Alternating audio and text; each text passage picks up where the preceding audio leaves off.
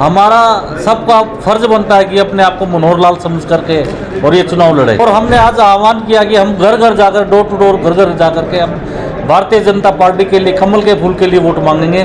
कि ऐसा नहीं हो हम अपने आदमियों के पास वोट न मांगने जाए, खाली दूसरों के पास जाए, तो हम अपने आदमियों को साथ लेकर के दूसरों के पास वोट मांगने के लिए जाएंगे। भारत में नंबर 1 पर हम माननीय मनोहर लाल जी को जिता के लेके आएंगे। ये है ग्रामीण हलके के बीजेपी के नेता विजय जैन, जो दम भर रहे हैं कि बीजेपी इस बार 400 के पार जो है जाएगी। और इनके साथ बीजेपी पार्टी के जिला अध्यक्ष दुष्यंत भट्ट बैठे हैं। दरअसल विजय जैन के कार्यालय में बीजेपी कार्यकर्ताओं की एक मीटिंग हुई और जल्द ही पूर्व मुख्यमंत्री और करनाल लोकसभा से जो उम्मीदवार हैं मनोहर लाल, उनका पानीपत विधानसभा में कार्यक्रम करने के बारे में जो है एक सलाह मशवरा जो है मीटिंग में किया गया। इस मौके पर विजय जैन का कहना है कि संजय भाटिया 6.5 लाख वोटों से ज़्यादा जीते थे और इस बार जो है मनोहर लाल को वो भारी मतों से जीतकर यहाँ से भेजेंगे। और उन्होंने ये भी बात कही कि पानीपत ग्रामीण में जितने बूथ हैं वहाँ पर घर घर जाकर वो खुद लोगों से आग्रह करेंगे कि वो बीजेपी के पक्ष में वोट दें। क्या कहना है विजय जैन का, वो आपको सुनवाते हैं। आज मेरे कार्यालय में माननीय हमारे जिला अध्यक्ष श्री दुष्यंत भट्ट जी, उनसे कल हमारी चर्चा हुई थी कि लोकसभा चुनाव को कैसे क्या प्लान करना है। तो आज कार्यकर्ताओं के साथ एक मीटिंग ली हमारे माननीय जिलाध्यक्ष दुष्यंत जी ने और भाई हमारे जिला मंत्री श्री किशन चोकर जी ने। तो उन्होंने हमारा मार्गदर्शन किया कि हमें बूथ लेवल पर ये लड़ाई लड़नी है। देखिए, हमारे तपस्वी यशस्वी जो पूर्व मुख्यमंत्री है मनोहर लाल जी को यहाँ से हमारा करनाल लोकसभा से प्रत्याशी बनाया है, उनको हमारा सबका फर्ज बनता है कि अपने आप को मनोहर लाल समझ करके और ये चुनाव लड़े। हमारा भारतीय जनता पार्टी का कार्यकर्ता कभी भी ये नहीं समझता कि सामने वाला चुनाव लड़ रहा है उनका, वो अपने आप को कैंडिडेट समझता है। और हमने आज आह्वान किया कि हम घर घर जाकर, डोर टू डोर, घर घर जाकर के हम भारतीय जनता पार्टी के लिए, कमल के फूल के लिए वोट मांगेंगे। जैसा कि हमारे पूर्व मुख्यमंत्री माननीय मनोहर लाल जी ने एक चीज़ हमें बताई थी जो बहुत अच्छी लगी, कि ऐसा नहीं हो हम अपने आदमियों के पास वोट न मांगने जाए, खाली दूसरों के पास जाए, तो हम अपने आदमियों को साथ लेकर के दूसरों के पास वोट मांगने के लिए जाएंगे। तो हमें उम्मीद है कि भारत में नंबर 1 पर हम माननीय मनोहर लाल जी को जिता के लेके आएंगे। दुष्यंत जी के द्वारा बताया गया कि आपकी कई ड्यूटी भी लगाई जाएगी ग्रामीण, जैसी भी जहाँ जिस तरह की ड्यूटी हमारे माननीय जिलाध्यक्ष जी लगाएंगे। मैंने उनसे आग्रह भी किया कि हम मेरे ग्रामीण विधानसभा में 240 बूथ है, हम 240 के 240 बूथ पे काम करेंगे, वहाँ अपने साथियों को उतारेंगे।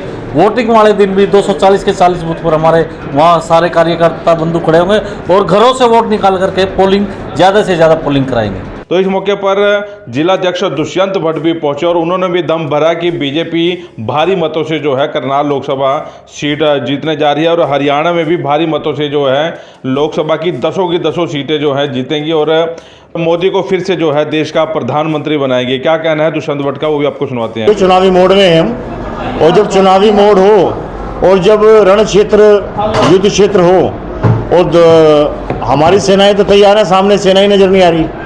आज यहाँ पर बूथों से, कॉलोनियों से काफ़ी लोगों का मिलना जुलना हुआ है भाई विजय जैन जी के कार्यालय में। इन्होंने पूरे जो इनके साथी थे, जो मित्र हैं, जो भारतीय जनता पार्टी के कार्यकर्ता हैं, उन सब कार्यकर्ताओं को यहाँ बुलाया था। उनसे चुनावी संदर्भ में बातचीत हुई है और आगामी उनकी ड्यूटियाँ अलग अलग क्षेत्रों में चुनाव में लगाकर और इस चुनावी जीत के मार्जिन को बढ़ाया जाएगा। कांग्रेस के कैंडिडेट नहीं निकले हुए हैं, बीजेपी के द्वारा सारे जो कैंडिडेट है उतार दिए गए हैं, ऐसे क्या जरूरी? देखो, ऐसा है, हम लोग भारतीय जनता पार्टी के कार्यकर्ता 24 घंटे चुनावी मोड में रहते हैं वैसे तो, क्योंकि हम चुनाव जीतने के बाद घर तो बैठते नहीं, लोगों के बीच में रहते हैं। और जो चुनाव होता है ना, हम इसको एक त्यौहार के रूप में मनाते हैं। जैसे होली दिवाली बनती है ना, वैसे हम भारतीय जनता पार्टी के कार्यकर्ता इनको एक त्यौहार के रूप में मनाते हैं। हम तो एक फेस्टिवल मना रहे हैं, त्यौहार मना रहे हैं। जीत तो पहले ही दिन सुनिश्चित थी भारतीय जनता पार्टी की, जब माननीय मनोहर लाल जी का टिकट यहाँ से डिक्लेयर हुआ। अब हमें ये देखना है कि पिछली बार का जो चुनावी जीत का अंतर है हमारा 6.5 लाख वोटों का, पूरे देश के अंदर सेकंड नंबर की विनिंग थी ये।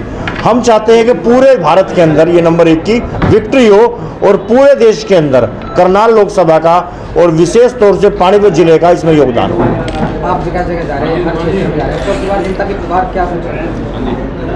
नरेंद्र मोदी जी तीसरी बार और विकसित संकल्प भारत।